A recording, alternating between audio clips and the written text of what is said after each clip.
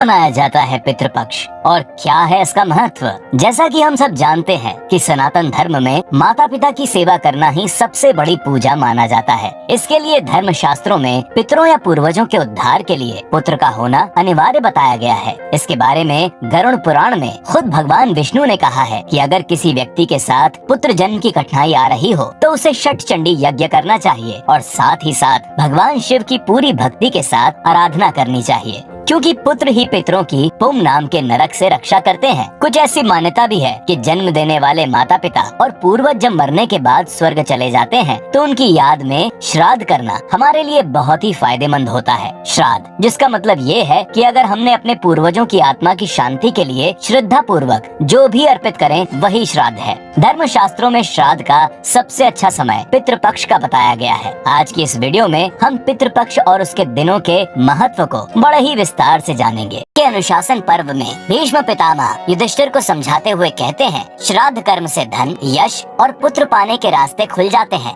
साथ ही साथ देवता, असुर, मनुष्य, गंधर्व, नाग, राक्षस और किन्नरों को भी हमेशा अपने अपने पितरों की पूजा करनी चाहिए। भाद्रपद पूर्णिमा से अश्विन कृष्ण पक्ष अमावस्या के दिन तक को श्राद्ध के लिए सबसे उत्तम बताया गया है, जिसे पितृपक्ष भी कहते हैं। अब सवाल ये उठता है कि श्राद्ध की सबसे पहले शुरुआत किसने और कब से की? तो इसके बारे में भीष्म कहते हैं कि बहुत समय पहले परमपिता ब्रह्मा जी से एक बहुत ही प्रतापी महर्षि अत्रि उत्पन्न हुए। उनके ही वंश में भगवान दत्तात्रेय का जन्म हुआ। फिर उनके पुत्र निमि और फिर निमि के पुत्र श्रीमान हुए। श्रीमान बहुत बड़े तपस्वी थे। उन्होंने कई सालों तक कठिन तपस्या करके अपने प्राण त्याग दिए थे। इस पर इनके पिता निमि बहुत दुखी हुए और उन्होंने अपने धर्म के अनुसार अपने पुत्र का सारा क्रियाकर्म किया। इसके बाद पितृपक्ष के चतुर्दशी तिथि मतलब 14वें दिन श्राद्ध में देने लायक सारे सामान को इकट्ठा करके बहुत ही सवेरे उठ गए। साथ ही साथ अपने पुत्र के मनपसंद फल और अन्न को भी इकट्ठा किया। इसके बाद उसी अमावस के दिन 7 ब्राह्मणों को बुलाकर उन्हें दक्षिण दिशा के तरफ एक कुशा के आसन पर बैठाकर अपने पुत्र के नाम पर पिंडदान किया और फिर भोजन कराया। ये सब खत्म होने के बाद महर्षि निमि को अपने आप में बड़ा पछतावा होने लगा और वो सोचने लगे कि वेदों में श्राद्ध देना पुत्र के लिए लिखा है, लेकिन मैंने बिना किसी से पूछे एक पिता होकर अपने ही पुत्र का श्राद्ध कर दिया। ये तो मैंने बहुत ही गलत किया। कहीं इसका परिणाम कुछ गलत तो नहीं हो जाएगा? ये तो ऐसा हुआ कि जिसे आज तक किसी ने नहीं किया और मैंने कर डाला। ये सब सोचते हुए महर्षि निमि ने अपने तपोबल से अपने पूर्वज महर्षि अत्रि का ध्यान किया और थोड़ी ही देर में अत्रि प्रकट हो गए और उन्होंने निमि के मन में चल रहे इस पछतावे का हल बताते हुए कहा कि बेटा, तुमने ये जो श्राद्ध अपने पुत्र के लिए किया है इससे मत डरो, क्योंकि ये श्राद्ध का नियम खुद ब्रह्मा जी के द्वारा ही बनाया गया है और उन्हीं के बनाए नियम के अनुसार तुमने श्राद्ध किया है। जैसा कि नियम है कि श्राद्ध के लिए जल लाते समय भगवान वरुण को याद करना चाहिए और फिर अग्नि और सोम को याद करना चाहिए। परमपिता ब्रह्मा ने कुछ देवता भी उत्पन्न किए हैं जो पितरों के नाम से ही जाने जाते हैं, जिन्हें उष्पन भी कहते हैं, और श्राद्ध में इन्हीं का भाग निश्चित किया गया है। जो व्यक्ति इनकी पूजा श्रद्धा के साथ करता है उसके पूर्वजों का नरक से उद्धार हो जाता है। और इस तरह महर्षि निमि को महर्षि अत्रि ने श्राद्ध के बारे में विस्तार से बताया और फिर अपने लोक को वापस लौट गए। तो इस तरह सबसे पहले महर्षि निमि ने श्राद्ध करने का नियम शुरू किया और फिर धीरे धीरे सभी ऋषियों ने अपने पूर्वजों के लिए श्राद्ध करना शुरू कर दिया और इस तरह एक परंपरा सी बन गई जिसमें ब्राह्मण, क्षत्रिय, वैश्य और शूद्र ये चारों वर्ण के लोग भी श्राद्ध में देवताओं और अपने पितरों को अन्न देने लगे। कहा जाता है कि श्राद्ध में सबसे पहला भाग अग्नि को दिया जाता है। इसके बारे में पितामह भीष्म बताते हैं कि एक बार जब बहुत सारे अन्न देवताओं और पितरों को पहुंचने लगे तो वो दोनों इतने सारे अन्न को पचा नहीं पा रहे थे और इससे दुखी होकर वे लोग ब्रह्मा जी की सभा में पहुंचे, जहां पर इत्तेफाक से अग्निदेव भी मौजूद थे। देवताओं और पितरों की ऐसी समस्या को सुनकर अग्निदेव बोले, हे देवों और पितरों, आज के बाद से हम लोग साथ में भोजन किया करेंगे और सबसे पहला भाग मैं खाया करूंगा। अग्निदेव की ये बातें सुनकर सभी बहुत खुश हुए और तभी से श्राद्ध का पहला भाग अग्निदेव को ही चढ़ाया जाता है। पितामह भीष्म श्राद्ध के दिनों के महत्व को बताते हुए कहते हैं कि जो व्यक्ति कृष्ण पक्ष की प्रतिपदा यानी कि श्राद्ध के पहले दिन पितरों की पूजा करेगा उसे बहुत ही सुंदर पत्नी मिलेगी।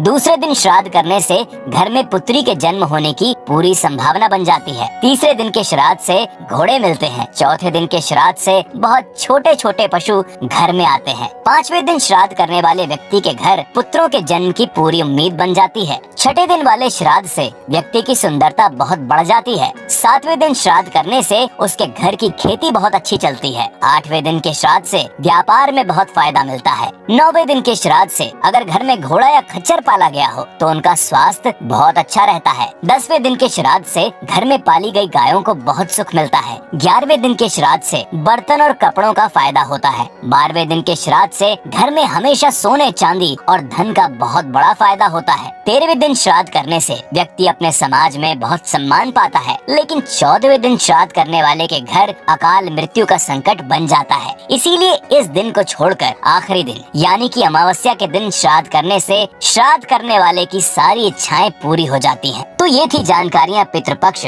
और उसके दिनों के महत्व की। इसके अलावा एक और मान्यता भी है कि श्राद्ध में निकाले गए भोजन या प्रसाद को सबसे पहले कौए को ही खिलाना चाहिए, नहीं तो इससे श्राद्ध करने का फल नहीं मिलता। लेकिन आखिर ऐसा क्यों है, क्या है इसके पीछे का कारण, तो इसके बारे में भी एक कथा सुनने को मिलती है जो हम आपको बताने जा रहे हैं। आनंद रामायण के अनुसार एक बार इंद्र का पुत्र जयंत कौवे का रूप बनाकर माता सीता के पास गया और उनके पैर के अंगूठे को अपनी तीखी चोंच से बार बार नोचने की कोशिश कर रहा था, जिससे माता सीता के उस अंगूठे से हल्के खून की धारा निकलने लगी। अचानक श्री राम की नजर उस कौवे पर पड़ी। ये देखकर श्री राम को बहुत गुस्सा आया और उन्होंने तुरंत ही एक सीका निकाल लिया और उसे इस तरह मंत्र पढ़कर उस कौवे पर छोड़ा, जिससे वो कौवा यानी कि जयंत घबराकर वहाँ से भागा। लेकिन उसे उस सीके से छुटकारा नहीं मिला। वो जहाँ जहाँ जाता वो सीका उसके पीछे पीछे जाता। जब किसी भी तरह जयंत को उससे छुटकारा नहीं मिला तो उसने बचाव के लिए श्री राम की शरण ली। इस पर श्री राम ने उसी सीके से उसकी एक आंख फोड़ दी और उसे जीवन दान दिया। तभी से ऐसा कहा जाता है कि कौवे अपनी एक आंख से ही देखते हैं। काफी समय बीत जाने के बाद श्री राम अपने दरबारियों के साथ राजसभा में बैठे थे। उस राजसभा से थोड़ी दूर पर एक अंगूर की बेल थी, जिसकी डाल पर एक कौवा बैठा हुआ था। वो कौवा बार बार श्री राम की तरफ देखकर कांव कांव कर रहा था। जब श्री राम ने कौवे की इस हरकत को देखा